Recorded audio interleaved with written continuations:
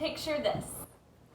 Little 6-year-old me in the first grade in my brand new school in the quaint little town of Kitzingen that nestled itself in the heart of Germany. The country I was in was new, the glasses on my face were new, my school was new, my friends were new. I was the different one, but so far it was going so good. I was sitting at my desk one day working on our assignment of counting money when all of a sudden I had a question on what the difference between a nickel and a quarter was, since they looked basically the same. Why would they be any different? So I raised my hand to ask Ms. Brambaugh a question, and the most horrific thing happened. My face went red, my heart skipped a beat, the entire classroom turned to look at me as they gasped, "What?" When I raised my hand to ask Ms. Brambaugh a question, for some reason, the word mom fell out of my mouth instead.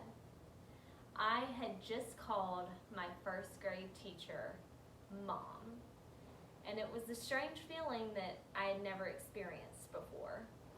I kind of forgot about it, but moving into the present day, while I was in high school, I was able to focus on student teaching and earlyhood child education and development a lot throughout high school. Part of this curriculum and teaching was being able to actually go to local elementary schools in my area and student teach. I was able to reach with kids that were all the way from kindergarten to 5th grade.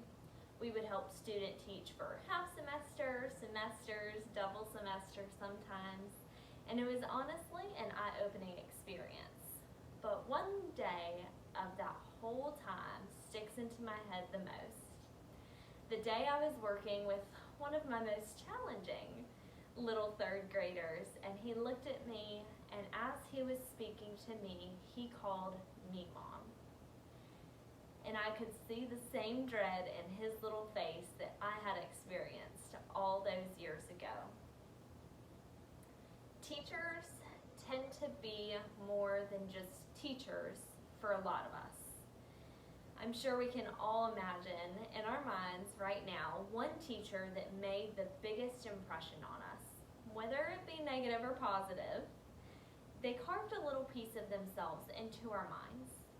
They taught us more than just 2 + 2 = 4, or reading us Where the Red Fern Grows and making us all cry in class one day.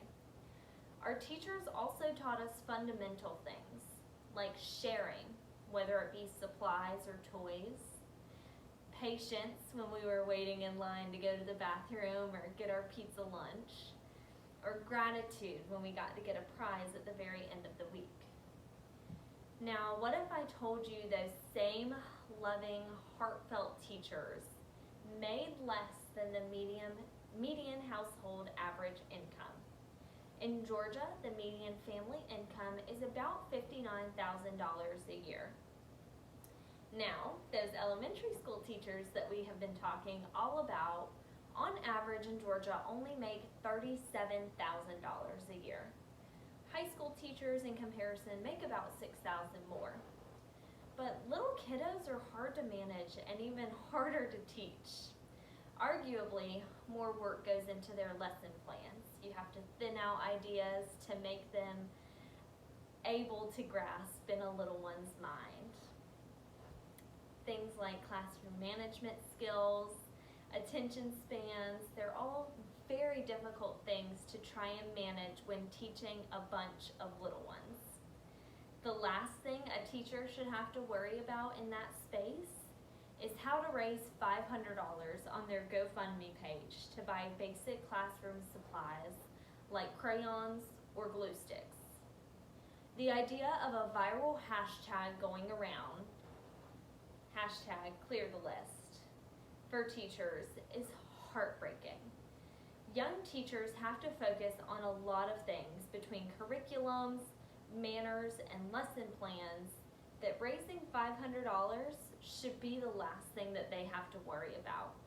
Teachers should never have to budget out of their own paycheck to buy basic supplies for the classes that they have to teach.